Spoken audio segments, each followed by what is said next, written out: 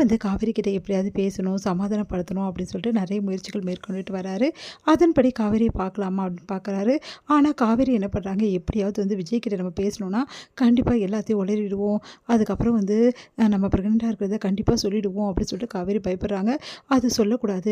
காவேரி வந்து யோசிக்கிறாங்க, எப்படியும் வந்து நம்ம விஜய் கூட போகக்கூடாது. இந்த விஷயம் கேள்விப்பட்டால் கண்டிப்பாக விஜய் வந்து நம்ம வீட்டில் பேசி நம்மளை கூட்டிகிட்டு போயிடுவார். வீட்டில் உள்ளவங்களும் நம்மளை அனுப்பிச்சிடுவாங்க. அவர் கூட வெண்ணிலாவோட விஷயம் வந்து ஏதாவது ஒரு முடிவு தெரிய வரைக்கும் நாங்கள் கண்டிப்பாக போகமாட்டேன். அதுக்கு நான் இங்கே இருக்கணும். அதுக்கு நான் விஜய் கிட்ட இந்த விஷயத்த சொல்லக்கூடாதுன்னு சொல்லிட்டு காவேரி முடிவு பண்ணுறாங்க. இந்த சூழ்நிலை விஜய் வந்து ஏன் காவேரி நம்மளை அவாய்ட் பண்ணுறா, எதுக்காக சரியாக பேச மாட்டேங்கிறா, வெண்ணிலாக்காக தான் இப்படிலாம் பண்ணிகிட்ருக்கா அப்படின்னு சொல்லிட்டு மனசு கஷ்டப்படுறாங்க. இந்த விஷயத்த வந்து தாத்தா கிட்ட வந்து விஜய் வந்து சொல்கிறாரு. தாத்தா வந்து இப்படியே விட்டால் வேலைக்கு ஆகாதுப்பா, எப்படியாவது வந்து வெண்ணிலாவை அவங்க சொந்தக்காரங்கிட்ட ஒப்படைச்சிட்டு அதுதான் நல்லது. இந்த பொண்ணு இங்கே இருக்கிற வரைக்கும் காவேரி கண்டிப்பாக இங்கே வரவே மாட்டா. அதுக்கப்புறம் உன் வாழ்க்கை நான் சொன்னபடி தான் ஆகும், பெரிய பிரச்சனை ஆகிடும்ப்பா, சொன்னால் கேளணுன்னே சரி தாத்தா, நான் இப்போவே போயிட்டு எல்லாமே நான் விசாரிக்கிறேன் அப்படின்னு சொல்லிட்டு விஜய் வந்து சொல்லிட்டுருக்காரு. இங்கே வந்து என்ன பண்ணுறாங்க, ராகினி வந்து ஒரு பிளான் போடுறாங்க. அதன்படி வெண்ணிலா கிட்ட பேச்சு கொடுக்குறாங்க.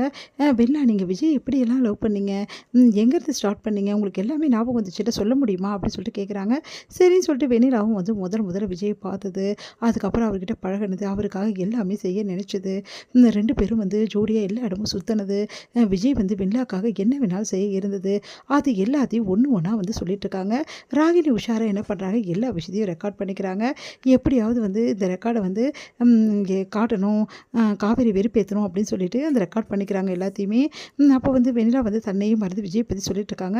ஒரு வேளை வந்து விஜய் உங்களுக்கு வந்து இப்போ வந்து கிடைக்கலன்னா என்ன பண்ணுவீங்க அப்படின்னு, நான் விட மாட்டேன், எனக்கு விஜய் வேணும், விஜய்க்காக நான் என்ன வேணாலும் பண்ணுவேன், விஜய் தான் என் வாழ்க்கை, விஜய் தான் எனக்கு எல்லாமே, அவரை நான் யாருக்காகவும் எக்காரணம் கூட விட்டு தர மாட்டேன் அப்படின்னு சொல்லிட்டு வெண்ணிலா அழுத்த திருத்தமாக சொல்கிறாங்க.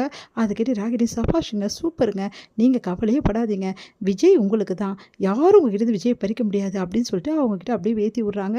அதையெல்லாம் கேட்டு அவங்க ரொம்ப சந்தோஷப்படுறாங்க. அடுத்து வந்து இங்கே என்ன பண்ணுறாங்க, காவேரி மனசு கஷ்டத்தோடு இருக்காங்க, யோசனை பண்ணிகிட்டே இருக்காங்க. நம்ம இப்படியே சொல்லாமல் இருந்தால் எப்படியும் அவருக்கு தெரியணும்ல, சொல்லணும்ல அப்படி சொல்லிட்டு யோசிக்கிறாங்க. அவங்க ஃப்ரெண்டுக்கிட்ட இந்த மாதிரி நம்ம டாக்டரை போய் பார்க்கணும்டி, செக்கப் பண்ணணும், குழந்தை எந்த லெவலில் இருக்குன்னு நான் பார்க்கணும் அப்படின்றாங்க. சரிடி, அதான் 2 மாதம் முழுசாக ஆயிடுச்சுல, இதுக்கப்புறம் பிரச்சனையே இல்லை, உனக்கு கண்டிப்பாக ஸ்கேன் எடுப்பாங்கடி, அப்போ குழந்தைய பற்றி நீ எல்லாம் தெரிஞ்சுக்கலான்னு ரொம்ப சந்தோஷமாக எக்ஸைட்டாக இருக்காங்க காவேரி. சரி, இப்போவாவது விஜய்கிட்ட நம்ம சொல்லலாம் எல்லா விஷயத்தையும் அப்படின்னு சொல்லிட்டு காவேரி யோசிக்கிறாங்க. சரின்னு சொல்லிட்டு விஜய்கிட்ட சொல்லலாம் அப்படின்னு சொல்லிட்டு போகிறாங்க. பார்த்தா வந்து காவேரிக்கு வந்து ஒரு ஆடியோ வருது. அதை எடுத்து பார்க்குறாங்க. பார்த்தா இந்த மாதிரி வெளில பேசியிருக்க எல்லா விஷயத்தையும் ராகினி வந்து அனுப்பிச்சி விட்றாங்க. அதை பார்த்தா காவேரி அதிர்ச்சி அடைகிறாங்க. அப்போ வந்து கண்டிப்பாக வந்து இந்த வெண்ணிலா வந்து விட்டு தர மாட்டாங்களா? அப்போது வெண்ணிலா மனசில் விஜய் இருக்காரு, இது வந்து ஊர்ஜிதமாயிடுச்சு. ஆனால் வெண்ணிலாக்கு முழு விஷயமும் தெரியாதுல்ல, விஜய்லாம் இதெல்லாம் சொல்லி அவங்களுக்கு புரிய வைக்கணும், அவங்க இதுக்கு சம்மதிக்கணும், அப்புறமா தான் நாங்கள் வந்து விஜய்கிட்ட இந்த விஷயத்த சொல்ல முடியும், வேறு வழி கிடையாது, விஜய்கிட்ட இப்போ சொல்ல முடியாது அப்படின்னு சொல்லிட்டு காவேரி வந்து முடிவு பண்ணுறாங்க. காவேரியால் தாங்கிக்க முடியல வெண்ணிலா பற்றி விஷயங்கள் எல்லாமே. இங்கே வந்து என்ன பண்ணுறாங்க, ரொம்ப டென்ஷனாக இருக்காங்க நம்ம காவேரி. அதை பார்த்துட்டு அவங்க ஃப்ரெண்டு, இவ்வளோ டென்ஷனாக இருக்காதுடி, நல்லது இல்லை குழந்தைக்கு அப்படின்னு சொல்லிட்டு அவங்கள வந்து ஹாஸ்பிட்டலுக்கு கூட்டிகிட்டு போகிறாங்க.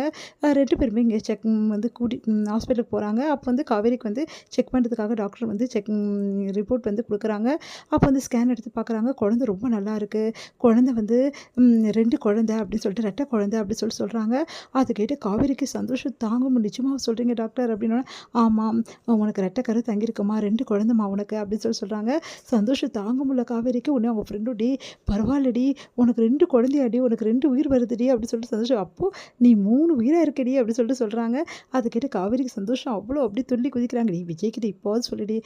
இல்லடி மீனா, நான் இப்போ சொல்ல முடியாது விஜய்கிட்ட, என் சூழ்நிலை அப்படி இருக்குது, புரிஞ்சுக்கோ அப்படின்னோடனே, நீ என்னடி பண்ணுற, வீட்லேயும் சொல்ல மாட்டேங்கிற, விஜய்கிட்டையும் சொல்ல மாட்டேங்கிற, எப்படி இந்த குழந்தைய வந்து வயிற்றுல இருக்க குழந்தைய நீ பத்திரமா பார்த்துப்ப, நான் பார்த்துப்பேன்டி, என் பிள்ளையை நான் பார்த்துக்க மாட்டேனா, நான் பத்திரமா பார்த்துப்பேன்டி அப்படின்னு சொல்லிட்டு சொல்கிறாங்க.